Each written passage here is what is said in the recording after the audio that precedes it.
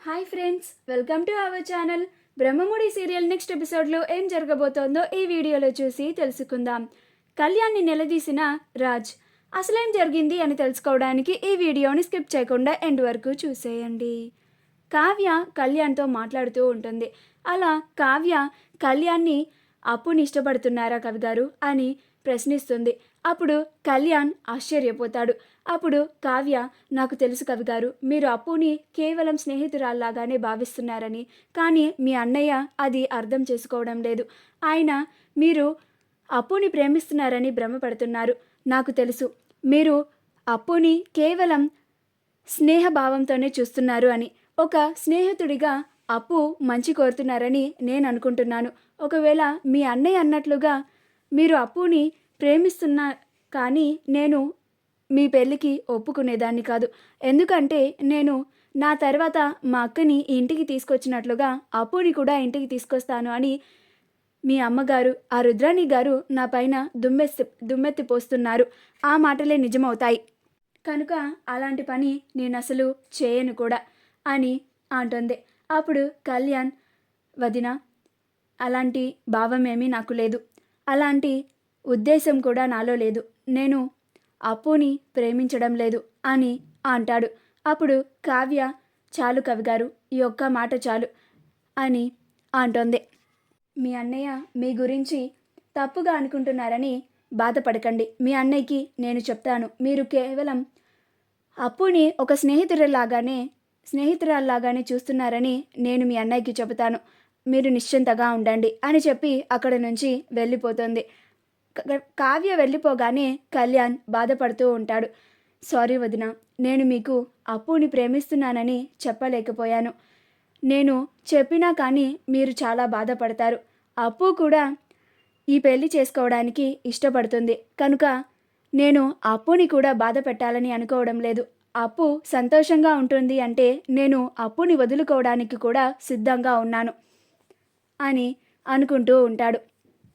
కానీ నేను అప్పుని ప్రేమిస్తున్న సంగతి అన్నయ్యకి ఎలా తెలిసింది అని ఆలోచిస్తూ ఉంటాడు. అప్పుడు కళ్యాణ్తో మాట్లాడిన మాటలన్నిటినీ గుర్తు చేసుకుంటూ ఉంటాడు. అందుకే నా అన్నయ్య నా దగ్గరికి వచ్చి అప్పుకి పెళ్లి సంబంధం కుదిరింది అని వాటన్నిటి గురించి అడిగాడు అని ఆలోచిస్తూ ఉంటాడు. ఇంకా కళ్యాణ్ కూడా తన గదికి వెళ్ళిపోతాడు. కావ్య ఇంట్లో పనులన్నీ చూసుకుంటూ ఉంటుంది. అందరికీ కాఫీ పెట్టి అందరికీ కాఫీ ఇస్తూ ఉంటుంది. అప్పుడే రాజ్ మెట్లు దిగి కిందకి వస్తూ ఉంటాడు. అప్పుడు కావ్య రాజ్ దగ్గరికి వెళ్ళి కాఫీ ఇచ్చి, నేను కవిగారితో మాట్లాడానండి, కవిగారు అప్పుని ప్రేమించడం లేదు అన్నారు అని అంటుంది. అప్పుడు రాజ్, లేదు కళావతి, నేను చెప్తున్నాను కదా, కళ్యాణ్ మనసులో అప్పు ఉంది. ఇప్పుడే అందరి ముందు నేను ఆ విషయాన్ని బయట పెట్టేస్తాను అని అంటాడు. అప్పుడు కావ్య, ఏవండి, మీరు భ్రమపడుతున్నారండి, ఒకసారి నా మాట వినండి అని రాజ్ని ఆపబోతుంది. అయినా కానీ రాజ్ వినకుండా అందరినీ పిలుస్తాడు. అప్పుడు అందరూ హాల్లోకి వస్తారు. అప్పుడు ధాన్యలక్ష్మి, ఏంటి రాజ్, ఎందుకు పిలిచావు అని అడుగుతుంది. అప్పుడు రాజ్, నేను ఒక నిర్ణయం తీసుకున్నాను అని అంటాడు. అప్పుడు ఇందిరాదేవి, ఏంట్రా ఆ నిర్ణయం అని అంటుంది.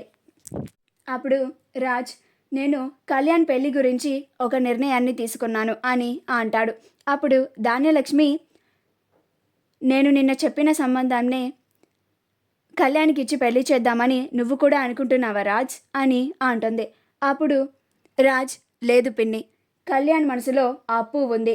నేను కళ్యాణ్కి అప్పులకి పెళ్లి చేద్దామని నిర్ణయించుకున్నాను అని అంటాడు. అప్పుకి నిన్ననే ఒక మంచి సంబంధం వచ్చి పెళ్లి చూపులు జరిగాయి. పెళ్లి కూడా వచ్చే వారం శుక్రవారమే నిశ్చయించుకున్నారు.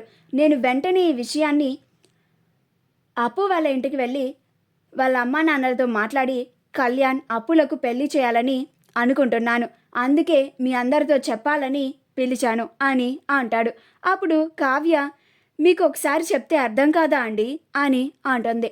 అప్పుడు రాజ్, లేదు కళావతి, కళ్యాణ్ అప్పుని ప్రేమిస్తున్నాడు అని అంటాడు. ఆ మాట వినగానే ధాన్యలక్ష్మి ఆశ్చర్యపోయి, ఏంట్రా కళ్యాణ్, నువ్వు అప్పుని ప్రేమిస్తున్నావా అని అడుగుతుంది. అప్పుడు రాజ్, చెప్పురా కళ్యాణ్, నువ్వు అప్పుని ప్రేమిస్తున్నావు కదా అని అంటాడు. అప్పుడు కళ్యాణ్ ఏం మాట్లాడకుండా మౌనంగా నుంచుంటాడు. అప్పుడు కావ్య, లేదండి, నేను ఉదయమే కవిగారితో మాట్లాడాను. కవిగారు అప్పుని ప్రేమించడం లేదు అని నాతో ఉదయమే చెప్పారు అని అంటుంది.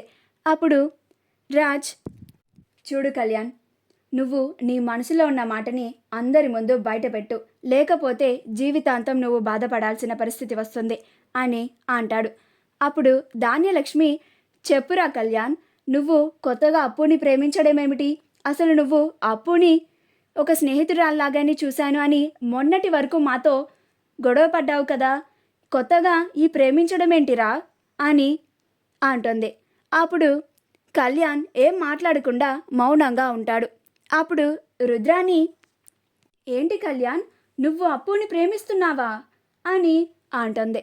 అప్పుడు ధాన్యలక్ష్మి, నువ్వాగు రుద్రాణి అని అంటుంది.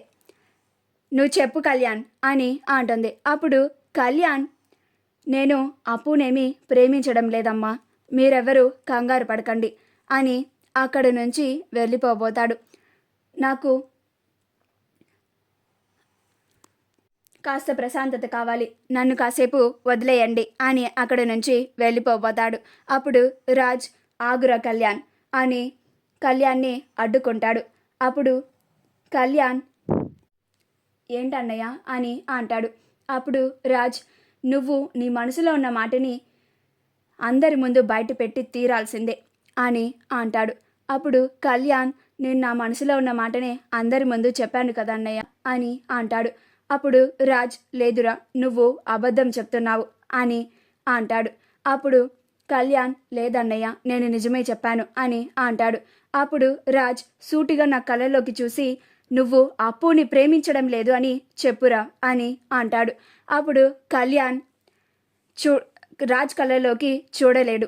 అప్పుడు రాజ్, నాకు తెలుసురా, నువ్వు అప్పుని ఇష్టపడుతున్నావని, అందుకే నువ్వు అప్పుని ఎంతలాగా ఇష్టపడుతున్నావో ఒక కాగితం పైన నువ్వు అది రాసుకున్నది నేను చదివాను అని అంటాడు. ఆ మాట వినగానే కళ్యాణ్ ఆశ్చర్యపోతాడు. ఇంట్లో అందరూ కూడా ఆశ్చర్యపోతారు. కావ్య కూడా ఆశ్చర్యపోతుంది అని.